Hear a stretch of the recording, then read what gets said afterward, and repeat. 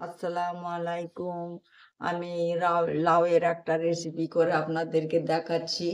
হ্যাঁ, এই যে লাউ, এই লাউটার এটা রান্না করব। এই লাউটার আজকে আমি পিঠে বানাবো।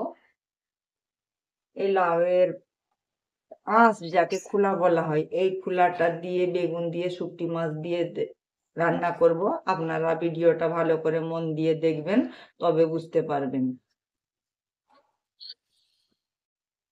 প্রথমে আমি তেল দিলাম।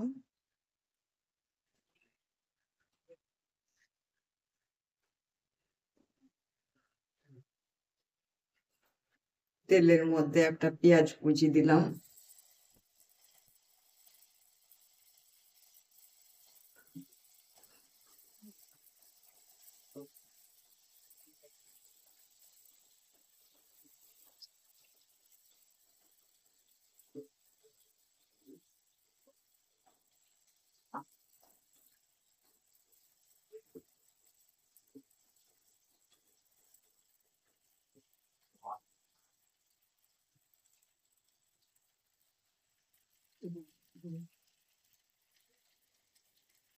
এই মশলাটার মধ্যে আদা, রসুন, ধনে, জিরে, গোলমরিচ আছে। এটা আমি 1-2 চামচ দিয়ে দিলাম।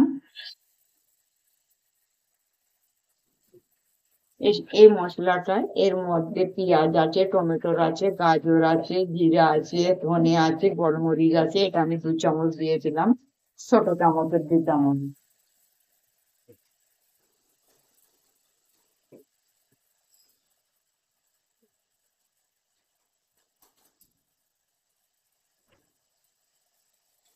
এই মশলাটা একটু নাড়াচাড়া করে লাল করে দিলাম।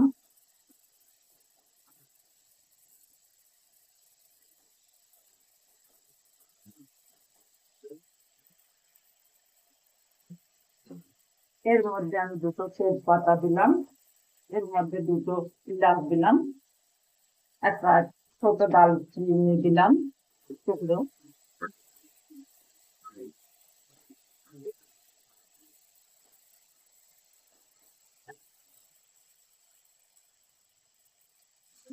এবার বাকি মশলাগুলো প্রথমে আমি হলুদটা দিয়ে দিলাম।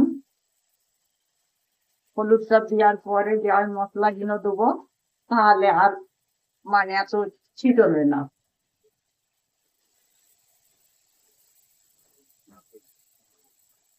তারপরে আমি শুকনো লঙ্কা দিলাম 1 চামচ, ধনের গুঁড়ো দিলাম 1 চামচ, জিরের গুঁড়ো দিলাম 1/2 চামচ, গোলমরিচের গুঁড়ো দিলাম 1/2 চামচ।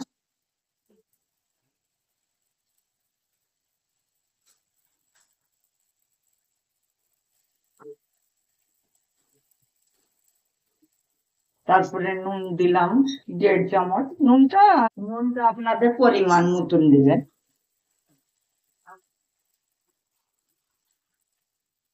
এতে একটু আমি পানি দিয়ে দিলাম।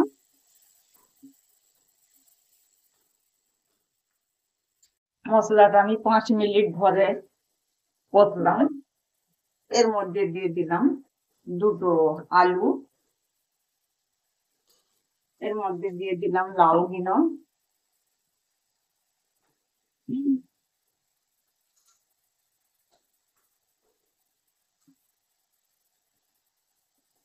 দিয়ে আমি 5 মিনিট ভালো করে কষে নেবো।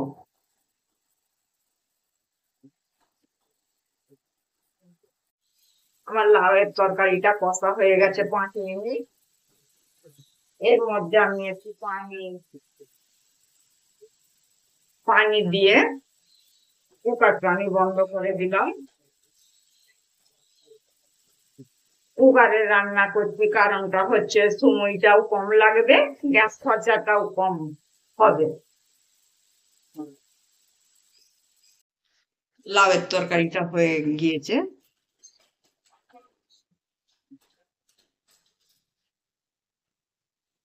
এবার আমি ধনে পাতার কুচি দিয়ে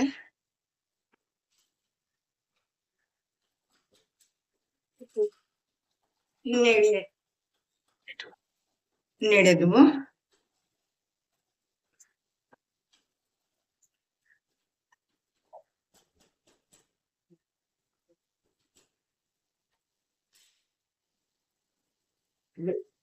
শুকনো মাছের তরকারিটা দেখি।